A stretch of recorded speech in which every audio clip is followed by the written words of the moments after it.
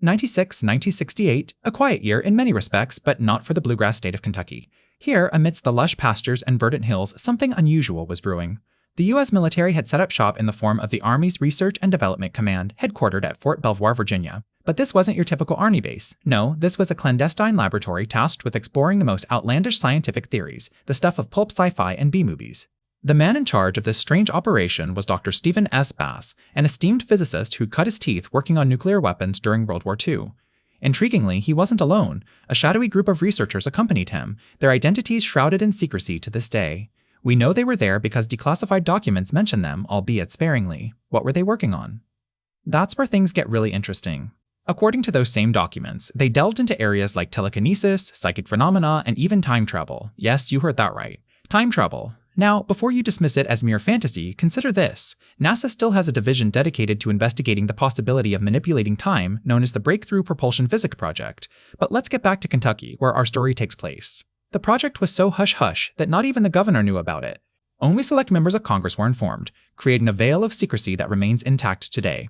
Even now, over 5 decades later, we can only piece together fragments of what truly transpired within the confines of that lab. One thing is clear though, they weren't just playing around with theoretical concepts, they conducted actual experiments.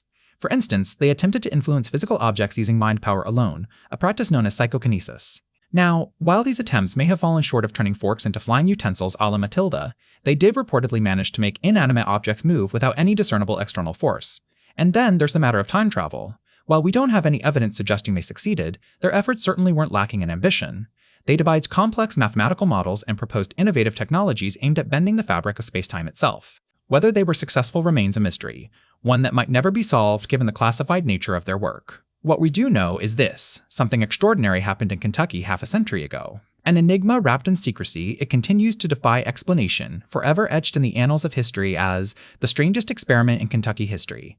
The story we're about to delve into is one that has remained shrouded in mystery for decades. It's a tale of scientific exploration so peculiar, so utterly baffling, it continues to elude even the most diligent researchers. Welcome to The Strangest Experiment in Kentucky History. Our journey begins at the Oak Ridge Associated Universities, a consortium of American colleges and universities headquartered in Tennessee near the border of Kentucky. In the early 1970s, ORAU was involved in some rather unusual research involving radiation and its effects on human subjects. While such experiments are now considered ethically questionable, at the time they were legal, albeit controversial, and funded by various government agencies. The crux of this investigation revolved around exposing volunteers